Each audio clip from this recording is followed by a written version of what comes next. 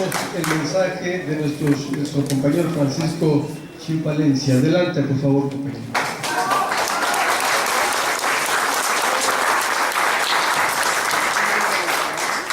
Muy buenas tardes a todos.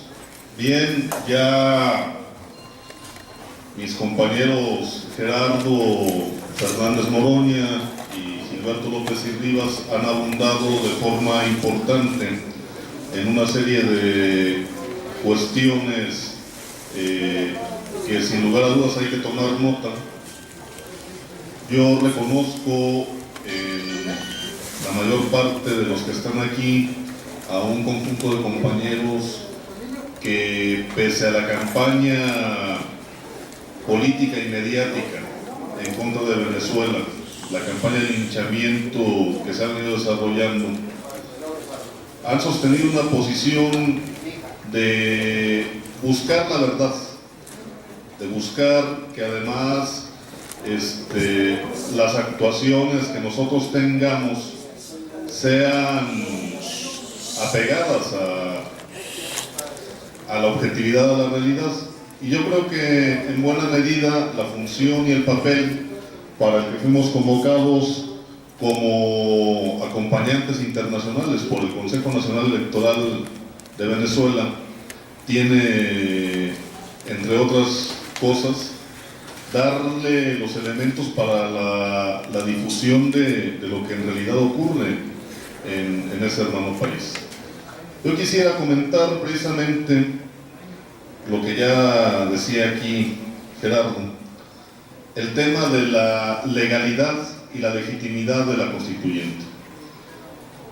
La constituyente es un mecanismo previsto en el artículo 347 de la Constitución de la República Bolivariana de Venezuela, en el artículo 348 y 349, que a la letra dicen: el pueblo de Venezuela es el depositario del poder constituyente originario. En ejercicio de dicho poder, puede convocar una Asamblea Nacional Constituyente con el objeto de transformar el Estado, crear un nuevo ordenamiento jurídico y redactar una nueva Constitución. Es decir, no es una herramienta de dictadura. Enseguida, dice el 348, la iniciativa de convocatoria a la Asamblea Constituyente podrá tomarla el presidente o presidenta de la República en Consejo de Ministros. La Asamblea Nacional, mediante acuerdo de las 2/3 partes de sus integrantes, los consejos municipales en cabildo, mediante el voto de las 2/3 partes de los mismos, o el 15% de los electores inscritos y electoras inscritas en el registro civil y electoral. 349. El presidente o presidenta de la República no podrá objetar la nueva Constitución. Los poderes constituidos no podrán en forma alguna impedir las decisiones de la Asamblea Nacional Constituyente, y una vez promulgada la nueva Constitución, esta se publicará en la Gaceta Oficial de la República Bolivariana de Venezuela o la Gaceta de la Asamblea Nacional Constituyente. Bueno, como todos tenemos más o menos idea, los preceptos constitucionales en casi cualquier país son preceptos que no tienen discusión, y en el caso de la Constitución venezolana es bastante claro los mecanismos que se tienen. Obviamente en el caso de México es muy importante explicar esto, porque no está previsto en nuestra Constitución y en nuestra ley la Asamblea Nacional Constituyente. Tampoco están previstas otras herramientas de mandato popular. Por ejemplo, aquí no está previsto revocatorio en México. Se elige o se impone el gobernante que ustedes quieran y simple y sencillamente no es factible, no está previsto en ningún ordenamiento legal removerlo. En el caso de Venezuela, eso existe. Tan es así que la oposición ha intentado todas estas vías en distintos momentos para tratar de tumbar, de eliminar al gobierno de la República, ¿no? Al gobierno que ellos dicen chavista, a la izquierda. En ese tenor y en ese contexto, bueno, podemos ver que no hay un problema de legalidad en la convocatoria a la constituyente. Un factor central también de esto pues tiene que ver con otros aspectos institucionales. En el caso de Venezuela, el órgano electoral es el Consejo Nacional Electoral, tiene un rango en esa misma constitución de poder electoral.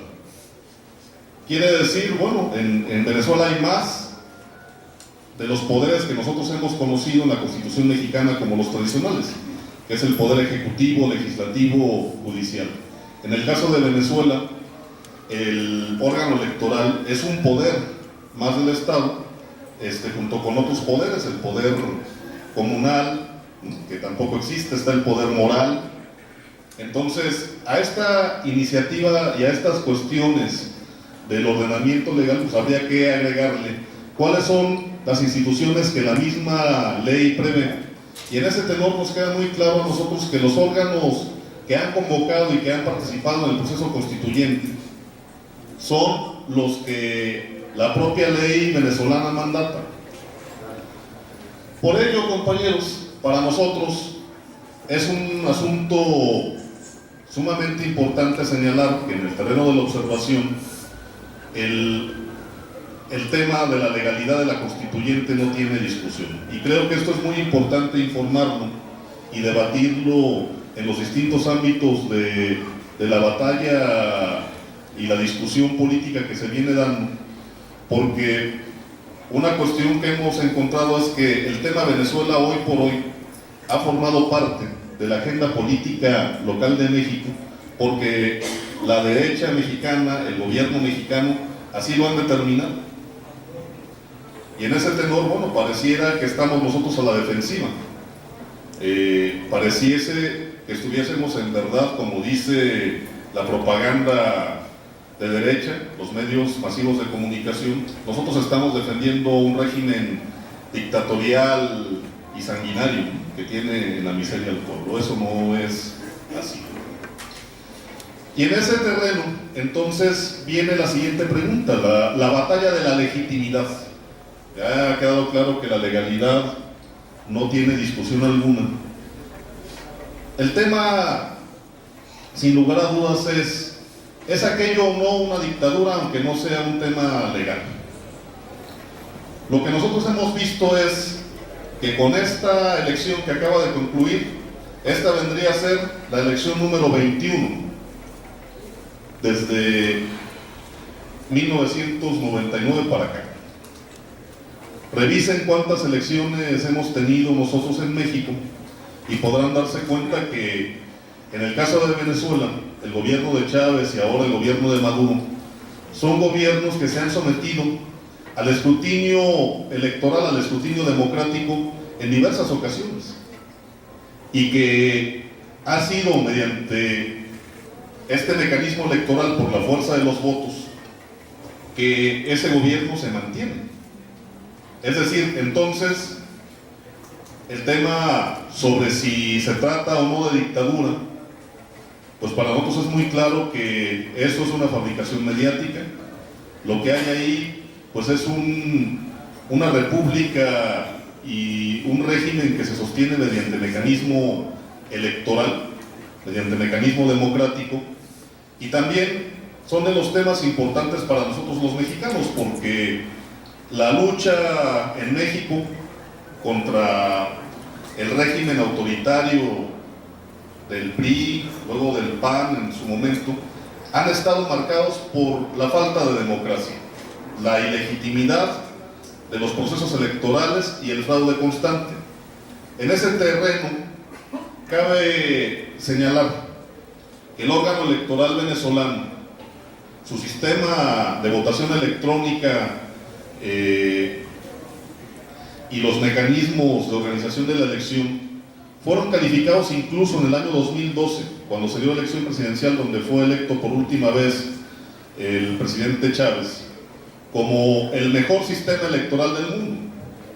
Carter, desde luego, no es ningún izquierdista. Carter fue un presidente de los Estados Unidos que se ha dedicado a estar revisando procesos electorales, y el dicho de Carter tiene un peso importante porque al final de cuentas ni modo que se diga que la validez y la certeza del proceso electoral venezolano es un dicho por Carter, pues es solamente un ardid de legitimación absurda del régimen y del gobierno de venezolano. Eso hay que tomarlo muy en cuenta porque entonces tenemos un andamiaje electoral sólido que se encontró en estas circunstancias y en lo que nosotros hemos podido observar bajo un intento de descarrilamiento.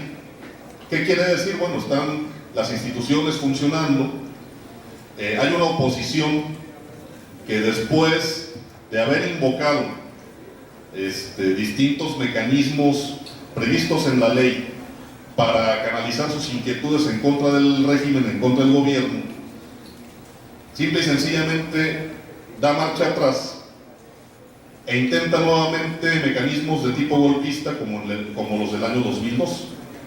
A ver, para hacer un poco de recuento, la Mesa de la Unidad Democrática y sus partidos ahí coaligados, que es la gran coalición de la derecha venezolana, convocó a reunir las firmas de las que hablaba Gerardo Fernández Noroña para el revocatorio. Simple y sencillamente hay un punto donde después de estarse validando las firmas, ellos renuncian a continuar su proceso para concluir el revocatorio. Posteriormente, esos mismos personajes de la derecha venezolana son quienes por todos los medios cambian la estrategia y entonces invocan la constituyente. Incluso comienzan a plantear que esa es la vía de la salida de Maduro y el posible cambio de modelo económico para Venezuela y el cambio de las instituciones. Y una vez que el presidente Maduro convoca a la constituyente, ahora opta por una línea de no participación en el proceso electoral para deslegitimar, ¿cómo se dice? A ver, deslegitimar. Bueno, tengo que practicar unas trabalenguas que ya me fallen. Bueno, deslegitimar la constituyente. Y entonces lo que comenzamos a ver es una multiplicación de la violencia.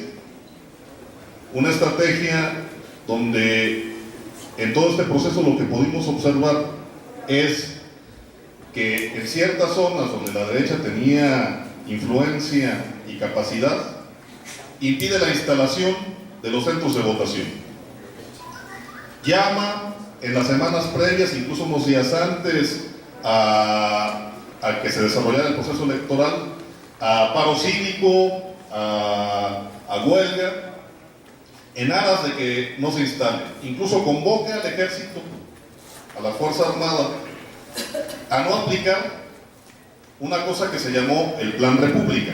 ¿Qué fue el Plan República? Bueno, un mecanismo de seguridad ante la amenaza de violencia para garantizar que se instalaran los centros de votación y que la gente pudiera votar. Desde luego, todo esto fue infructuoso. La población salió a votar, hay una alta participación, hay 8.089.000 personas que ejercen el derecho al voto en la constituyente. Esto es alrededor del 42% del padrón electoral, es importante señalarlo, de un universo posible de alrededor de 20 millones de votantes, que es la totalidad del padrón electoral venezolano, y en un país que tiene alrededor de 30 millones de habitantes. Es decir, esto es una muy alta participación en todos los países. Obviamente, en la estrategia de descarrilamiento suceden estas cosas que comenta Gilberto y Gerardo de las guarimbas. Sin embargo, si ubicamos y dimensionamos el proceso contra la violencia que pudo ejercer realmente la estrategia de descarrilamiento, Estamos hablando de alrededor de 100 centros de votación que fueron quemados, sobre todo en la frontera con Colombia, en los estados de Mérida y Táchira, que además es sintomático porque son zonas de operación del paramilitarismo colombiano, que se dedica al contrabando y a muchas otras cuestiones, y que desde luego hace política también por debajo del agua, y que la violencia pues no será la primera vez donde participen este tipo de agentes. En el caso de la zona de Caracas Este, que es la zona de Guarimbas que bien comenta Gerardo aquí que visitó, para dimensionar, pues es como si de repente estuviera lleno de barricadas Polanco y Las Lomas, y entonces ahí estuvieran las barricadas y la gente de Polanco y Las Lomas no pudiese votar. Aún así, una de las importantes medidas que en la observación electoral pudimos observar nosotros fue una decisión del CNE de instalar esos centros de votación donde se sabía que había violencia e impedimento en un lugar que le llaman el poliedro, que son instalaciones deportivas, donde se hacen espectáculos, en fin, muy grandes, muy amplias para usos diversos, para concentración de masas. Ahí se instalaron en el poliedro precisamente los centros de votación de esas zonas, y bueno, lo que nosotros observamos es enormes filas, una multitud de personas formadas en el poliedro para ejercer la votación. Es muy sintomático porque desde luego que no se trata de la base popular chavista que acudía al poliedro a votar. Se trata de un gran número de personas hartas de la violencia, que no necesariamente simpatizaban con el gobierno, pero que a la hora de ir a votar hacen un respaldo a la violencia golpista de la derecha. Y por eso lo que vemos también, contrario a lo que muchos pensaban, un incremento de la participación en la votación de lo que podría considerarse pues el voto chavista, no necesariamente porque fuesen parte de esa estructura, sino que hay un segmento de la población que vio en el proceso constituyente precisamente un mecanismo de mandar un mensaje de rechazo a la violencia y de apuesta por la paz y las instituciones. Este es un tema importante que tenemos que refrendar, que finalmente la votación en la constituyente en sí es una apuesta por la paz. Tan es así que pues la respuesta que le da el propio presidente Maduro en esos días que estaba convocándose previo a las elecciones al paro fue una convocatoria al diálogo. Y bueno, el resultado electoral, a pesar de todos estos ataques que vemos todavía hoy en el exterior, que siguen presentando un escenario de caos, violencia, imposición, dictadura en Venezuela, pues lo cierto es que cuando uno revisa la política interna en Venezuela, varias cosas han estado ocurriendo a partir del tema de la constituyente. Gerardo va a esa área de las Mercedes, a esa área del este, en Caracas, donde le toca ver las guarimbas, justamente en los días más álgidos previos a las elecciones. A mí me toca ir al día siguiente de las elecciones a esa zona de la Plaza Altamira, de las Mercedes, precisamente a la Conatel, a visitar ahí a unas personas. Y resulta que las guarimbas estaban totalmente desmontadas, por lo menos al paso que tuvimos. Y esta cuestión, lo que han comentado es que se ha venido profundizando, es decir, hay una desestimulación de la violencia en las calles a partir de la constituyente y el llamado al diálogo. Ahora, desde luego que son muy graves las presiones a las que ha estado sometida las instituciones venezolanas, incluido el órgano electoral. Previo al proceso, Trump amenaza a Venezuela con que si desarrolla la constituyente habrá sanciones, y se sanciona a más funcionarios venezolanos, entre ellos a la presidenta del Consejo Nacional Electoral, a Tibisay Lucena. Imagínense nada más. a todo mundo, pero particularmente a la presidenta del órgano electoral. Se le aplican sanciones personalistas. Una vez que se hace la constituyente, bueno, de una vez ya sancionó Trump a Maduro y vemos esta última amenaza de intervención militar, donde además los acompañantes internacionales del otro proceso, es decir, del de Trump, han venido teniéndose que desmarcar. Ya vimos al canciller mexicano decir que no, están por la intervención, Colombia, un cúmulo de países, donde saben que eso es ir demasiado lejos porque la situación ha ido cambiando. La última reflexión es que sigue, bueno, hay una acusación de fraude, está el tema de la participación deshonesta de la proveedora del software de Smartmatic, una empresa con sede en Londres que dice que hay huellas de que se truqueó y se manipuló el sistema. Están todos los ataques informáticos que tiene el gobierno, particularmente el CNE, al respecto. Nada más revisen en esos días el funcionamiento de las páginas. Pero hay una realidad, se quiere deslegitimar al órgano, pero la misma derecha que dice que hubo fraude en la constituyente y que la constituyente entonces es ilegítima y el órgano también porque se prestó al fraude, en estos días han estado registrando candidatos para las elecciones regionales, que es el equivalente aquí a elegir gobernadores en los estados. Es decir, para unas cosas el órgano es ilegítimo, pero para otras me registro ante el órgano.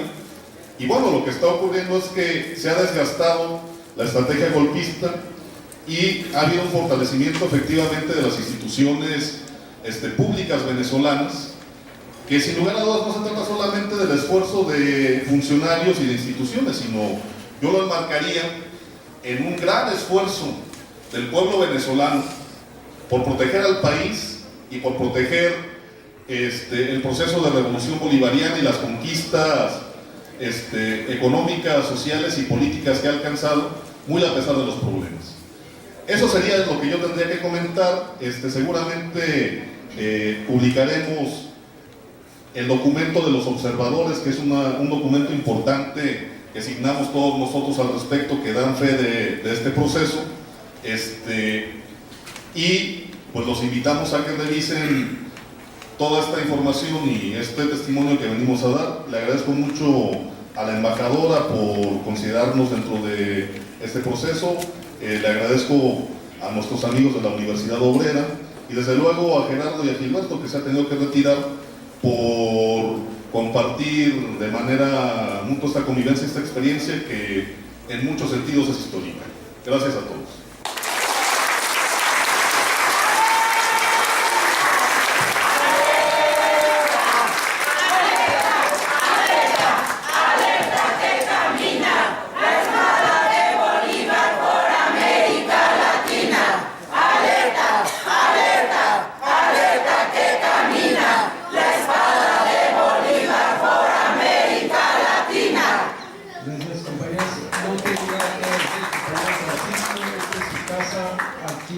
Siempre tratamos de recibirlos con mucha cordialidad porque es la casa de los trabajadores, y más cuando esos trabajadores, sean del país o sean de otros lugares y otros países, están luchando por crear una nueva sociedad. Eso es lo más importante y queremos que lo sepan, queremos que ustedes lo entiendan, compañeros y compañeras.